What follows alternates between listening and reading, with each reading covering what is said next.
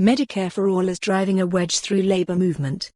Las Vegas, AP, Democratic presidential candidates' plans to provide Medicare for all are driving a wedge through the labor movement, pitting union against union and fracturing a powerful constituency as the primary barrels toward heavily organized states.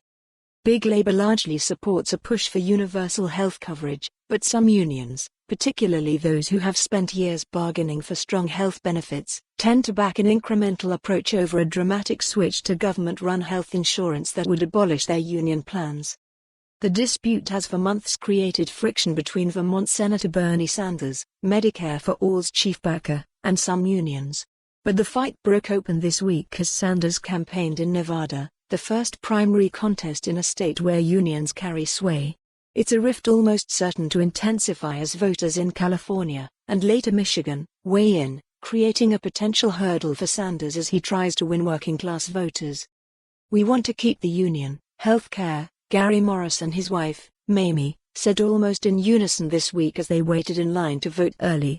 Gary Morris, a 61-year-old doorman at a Las Vegas casino, clutched a union scorecard that warned about Sanders' health care plan and listed several Sanders rivals as his favorite choices. "That's a big thing." Nevada's most powerful union, the 60,000-member Culinary Workers Union, did not endorse any single candidate ahead of the state's caucuses Saturday. But the union, which offers top-shelf health benefits, has made its opposition to Sanders' health care plan known. "We fought so hard, and everything we got here in Las Vegas has not been delivered to us," said Gioconda Arguello-Klein, Culinary's top official, pointing to photos of decades of strikes as she stood in its meeting room after an event with female housekeepers hearing from presidential candidates. "It's not been easy for us. We've had rallies, civil disobedience. People have been beaten up on the picket line." Culinary last week circulated a flyer listing candidate positions on several issues, including health care. For Sanders, it wrote that the Vermont senator would end culinary health care and require Medicare for all. In contrast, for most other candidates, the union wrote protect culinary health care.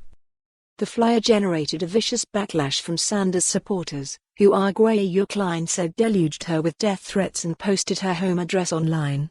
Arguello-Klein, a Nicaraguan immigrant, said that, for the first time in her career as a union activist, her children worried about her safety. On Wednesday, Sanders was the lone Democratic presidential contender trying to win Nevada who did not show up to a culinary picket outside a casino. Sanders' fight with the culinary union. For more on this story, visit the news article link.